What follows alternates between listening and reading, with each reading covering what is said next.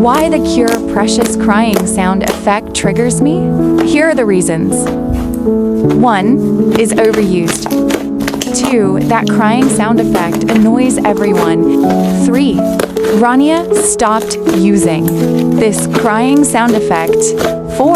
I used this crying sound effect on my videos back in 2025 while I was saying the cuticore language in that era, and I can't believe that I used that sound effect on my videos. Then this, I prefer the Cure Amore crying sound effect than the Cure Precious crying sound effect, guys. Sorry if my English feels bad, but I'm using Kyoko Kiraji here.